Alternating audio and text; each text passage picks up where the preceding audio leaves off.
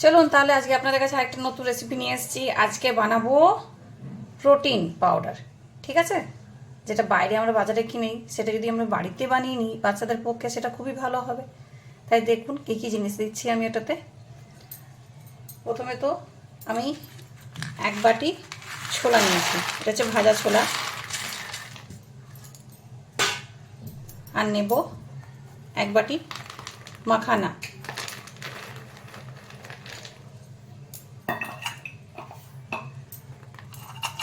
নেব একটু এই ছোট্ট একটা বাটি আখরোট।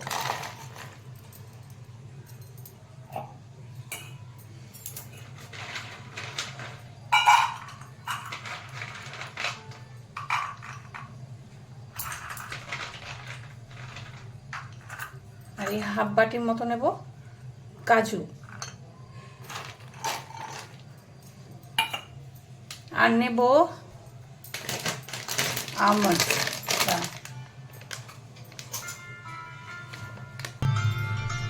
আর দেখুন নেব আমি ওই বাটিরই হাফ বাটি, যেমন কাজু নিয়েছিলাম আর কাজু থেকে একটুখানি বেশি আমন্ড নিচ্ছি। আমন্ডটাও দিয়ে দিলাম।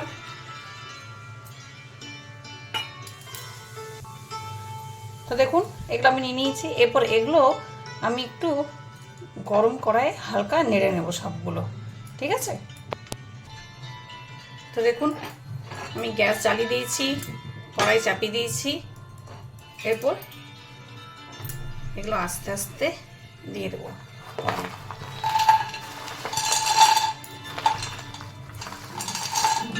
ছোলা দিয়েছি, মাখানা দিয়েছি, আমন্ড দিয়েছি, কাজু দিয়েছি, আখরোট দিচ্ছি। আমি আরেকবার বলে দিলাম আপনাদের।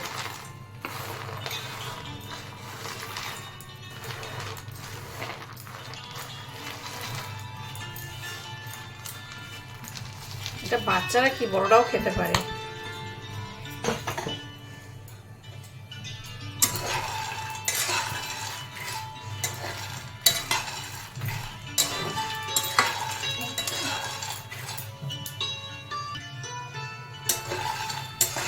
হালকা একটু নেড়ে নেব। দেখুন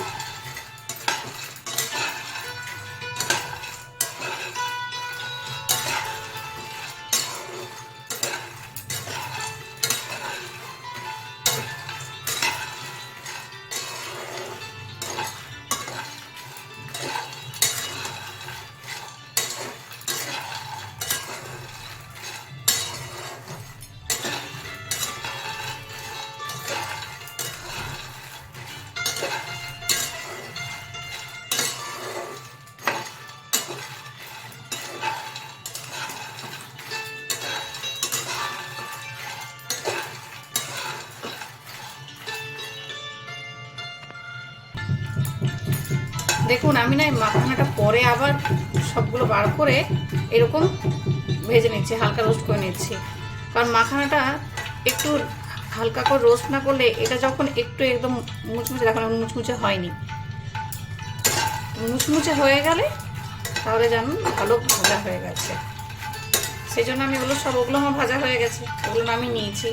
এরপর এইটা একটু ভালো করে রোস্ট করে নিচ্ছি, ড্রাই রোস্ট করে নিচ্ছি।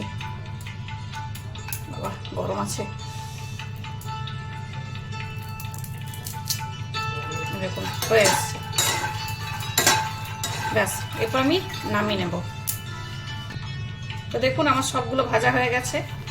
এরপর এগুলো একটু ঠান্ডা করে মিক্সিং জারে পিষে নেব। একটু ঠান্ডা করে নিই। তো দেখুন আমার এগুলো সব ভাজা হয়ে গেছে। আমি সব ভাজা বলতে শুকনো কড়াইয়ে ভেজেছি, ড্রাই রোস্ট করেছি। এরপর এটা আমি ঠান্ডাও হয়ে গেছে, মিক্সিং জারে দিয়ে দেবো।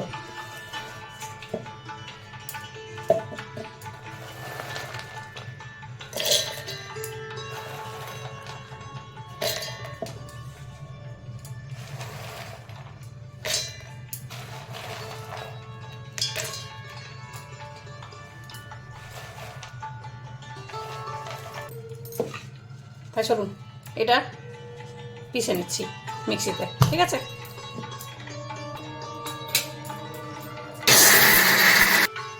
তো দেখুন আমার পেছানো হয়ে গেছে।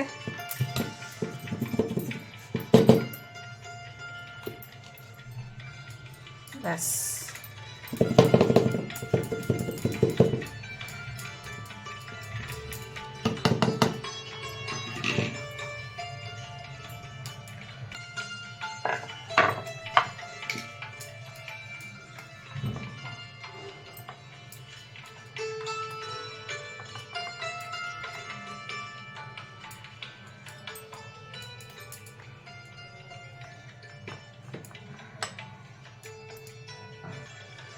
তাহলে দেখুন আমার তৈরি হয়ে গেছে প্রোটিন পাউডার। এইটা আপনি প্রতিদিন বাচ্চাকে 1 গ্লাস দুধের সাথে 1 চামচ করে দিয়ে খাইয়ে দেবেন, ভীষণ উপকারী। এরকম দেখুন বাড়ির বানানো প্রোটিন পাউডার।